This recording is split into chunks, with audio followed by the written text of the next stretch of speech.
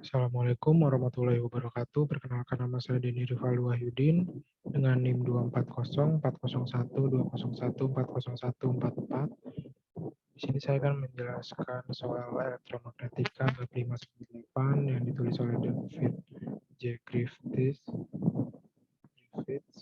yang berjudul Introduction to Electrodynamics edisi keempat. Soal yang pertama adalah problem 5.4. Itu misalkan medan magnet di suatu daerah membentuk B sama dengan K Z vektor X, di mana K adalah konstan. Temukan gaya pada lingkaran persegi sisi A yang terletak di bidang YZ dan berpusat di titik asal. Jika ia membawa arus I mengalir berlawanan arah jarum jam ketika melihat di bawah sumbu X. Solusinya yaitu dengan cara memisalkan I melawan arah jarum jam. Apabila tidak, maka ubah tanda pada jawabannya. Gaya di sisi kiri ke arah kiri mengubah gaya di sisi kanan ke arah kanan, sehingga gayanya adalah IAB sama dengan IAK dalam kurung A per 2 sama dengan IKA kuadrat per 2 yang mengarah ke atas. IAB sama dengan min IAK kuadrat per 2 yang mengarah ke bawah. Jadi gaya pada lingkaran persegi sisi A terletak di bidang YZ dan berpusat di titik asal adalah F sama dengan IKA kuadrat vektor Z. Selanjutnya adalah problem 5.16. Yang pertama, sebuah piringan hitam membawa kerapatan seragam listrik statis sigma jika berputar dengan kecepatan sudut omega. Berapa rapat arus permukaan K pada jarak R dari pusat? Soal yang kedua adalah sebuah bola padat bermuatan seragam dengan jari-jari R dan muatan total Q berpusat di titik asal dan berputar dengan kecepatan sudut konstan W omega terhadap sumbu Z. Temukan kerapatan arus C di setiap titik R, theta, V di dalam bola. Solusinya adalah K adalah arus persatuan lebar.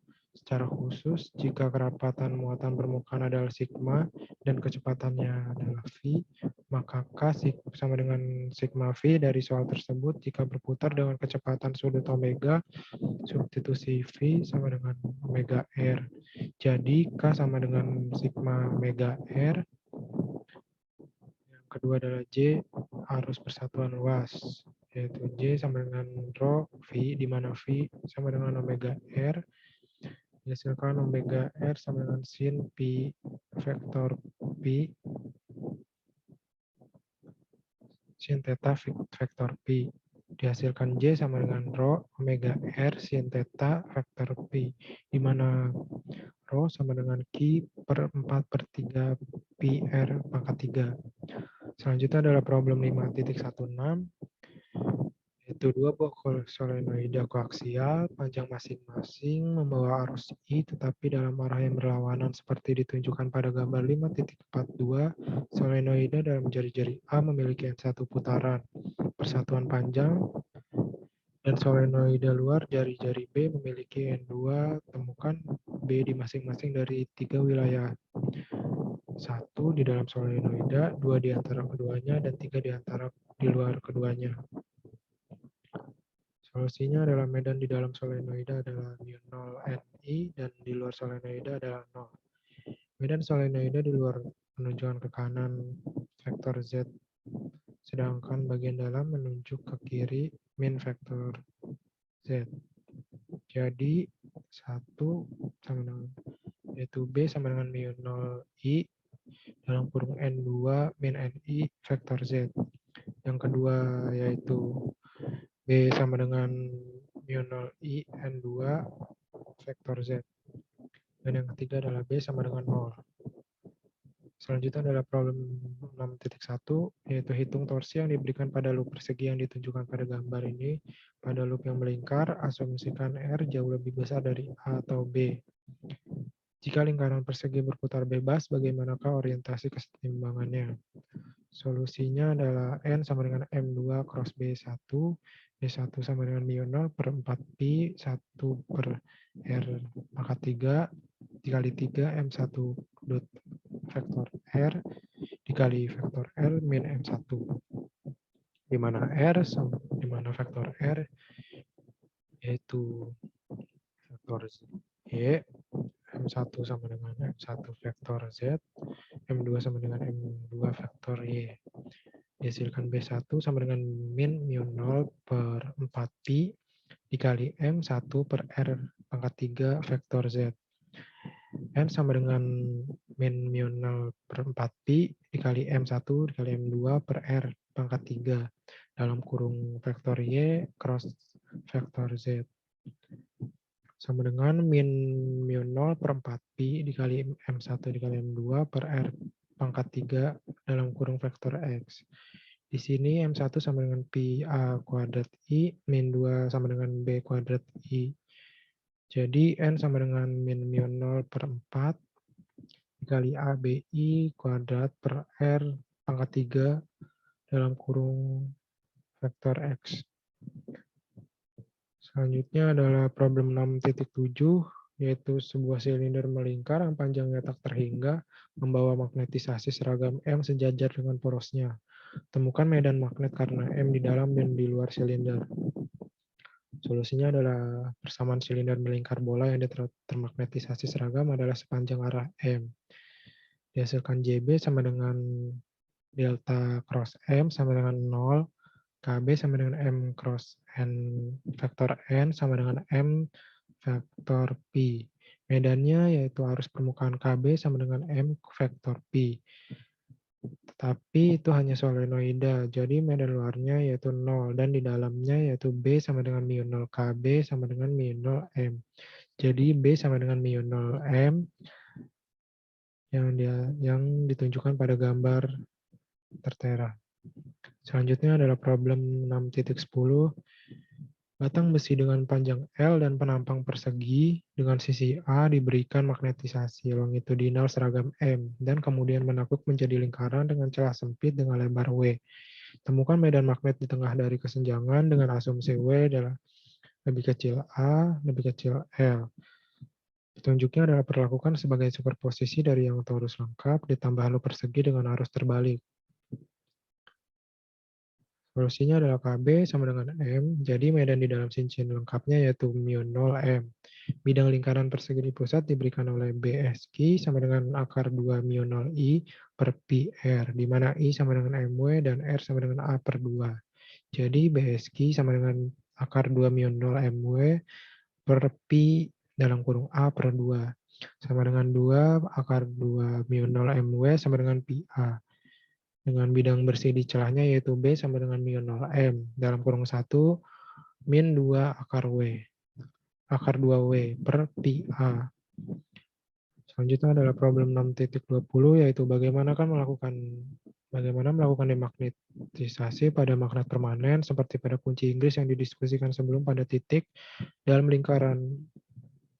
lintasan melingkar histeresis sifat sistem yang mana sistem tersebut sangat sulit untuk kembali pada keadaan semula.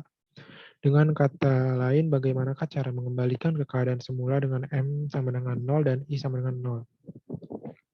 Titik C, yaitu Curie point, diperoleh ketika memanaskan atau mendinginkan zat yang termasuk dalam ferromagnet. Solusinya yaitu dengan menempatkan objek pada wilayah medan magnet yang 0, kemudian dipanaskan di atas Curie. Hal ini juga dapat dilakukan dengan cara meletakkan magnet permukaan yang keras. Jika dalam permukaan yang halus dapat dilakukan dengan meletakkan di antara kutub elektromagnet. Kemudian magnet akan mengalami bolak-balik berkali-kali. Setiap kali membalikan arah magnet dalam mengurangi nilai magnet sedikit demi sedikit. Hal ini dapat terus dilakukan hingga M dan I bernilai 0. Selanjutnya adalah problem 7.4, misalkan konduktivitas dari suatu bahan yang memisahkan silinder pada gambar di bawah ini, yaitu tidak seragam. Secara khusus, sigma S sama dengan K per S untuk beberapa konstanta. Carilah hambatan antara silinder tersebut. Solusinya adalah I sama dengan J dalam kurung S, 2pi SL, dihasilkan J dalam kurung S sama dengan 1 per 2 pi SL, E sama dengan J per sigma sama dengan 1 per 2 pi S sigma L sama dengan 1 per 2 sama dengan pi KL, V sama dengan min integral AB dikali E dot EL sama dengan min I per 2 pi KL dalam kurung A min B. Dihasilkan R sama dengan B min A per 2 pi KL.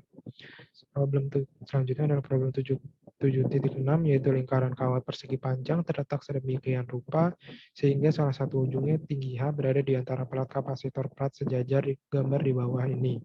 Berorientasi sejajar dengan medan E, ujung lainnya jauh di luar, di mana medannya pada dasarnya 0. Berapa GGL dalam loop ini jika hambatannya totalnya adalah R? Arus apa yang mengalir? Lalu jelaskan. Solusinya adalah epsilon sama dengan integral tertutup E dot dl sama dengan 0 untuk semua medan elektrostatik. Epsilon sama dengan integral tertutup E dot dl sama dengan dalam kurung sigma per epsilon 0 H. Seperti memang akan terjadi bahwa GGL dalam loop medan benar-benar hanya sigma per epsilon 0 di dalam dan 0 di luar. Tetapi pada kenyataannya selalu ada pinggiran medan di tepi dan ini jelas tepat untuk mematikan kontribusi dari ujung kiri loop. Oleh karena itu, arus yang mengalir adalah 0.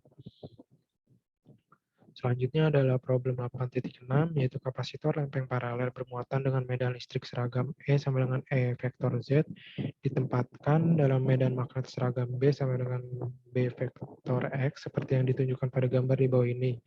Tentukan momentum elektromagnetik di ruang antara lempeng. Solusinya adalah PEM sama dengan GEM delta D, di mana nilai GEM adalah GEM sama dengan epsilon dalam kurung E cross B sama dengan epsilon O, EBY, EB cross Y, EB vektor Y. Maka dapat disimpulkan bahwa momentum elektromagnetik yaitu PEM sama dengan epsilon 0 EB AD vektor Y. Problem 8.12 yaitu dapatkan ekuasi 8.43 dengan menggunakan metode bagian 7.2.4 membangun dua arus naik dari 0 ke nilai akhir. U sama dengan 1 per 2 LA, IA kuadrat plus 1 per 2 LB, IB kuadrat plus MI AIB, DU sama dengan IAIB dikali DM per DT dikali DT sama dengan DWB. Solusinya yaitu berdasarkan metode bagian 7.2.4 mengarah ke persamaan 7.30. Usaha yang diberikan kepada kedua loop tersebut yaitu dW per dt sama dengan min epsilon AIA min epsilon BIB dengan perubahan nilai saat harus dinyalakan atau mengalir bukan termasuk nilai akhir sehingga epsilon A sama dengan min LA dikali DIA per dt min M dikali DIB per dt dengan epsilon B-nya yaitu E min LB DIB per dt min M DIA per dt. Maka DW per dt ya sama dengan IALA dikali DIA per dt plus MIA dikali DIB per dt plus IB LB DIB per dt MIB dikali DIA per dt. Sama dengan D per DT 1 per 2 IA kuadrat LA plus 1 per 2 IB kuadrat RB plus MI AIB.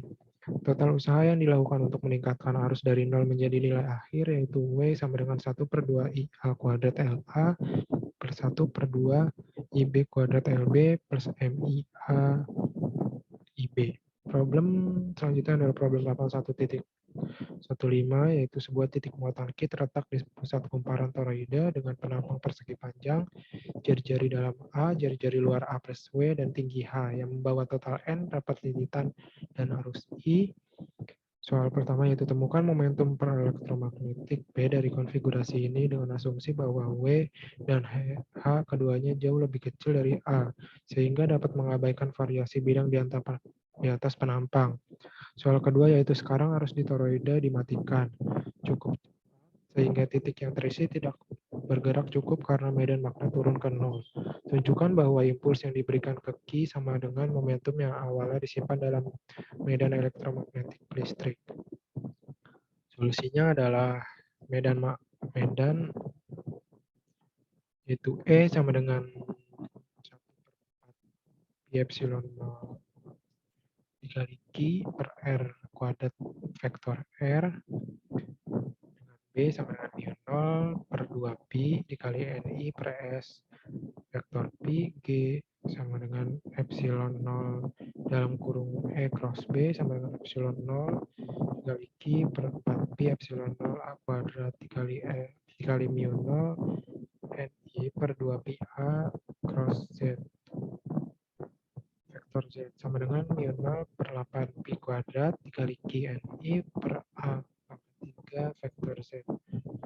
Toroida dalam R dapat diartikan A vektor S dan S sama dengan A, maka B dalam kurung mu 0 per 8pi kuadrat dikali Ni per A pangkat 3 vektor Z dikali 2 pi AWH sama dengan mu 0 per 4pi dikali Ni WH per A kuadrat vektor Z.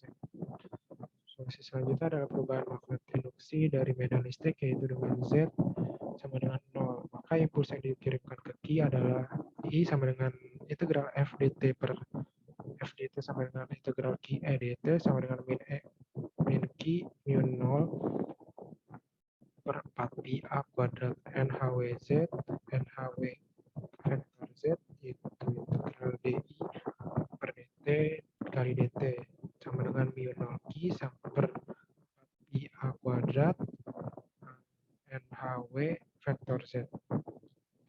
Sekian penjelasan dari saya. Kurang lebihnya mohon maaf. Wassalamualaikum warahmatullahi wabarakatuh.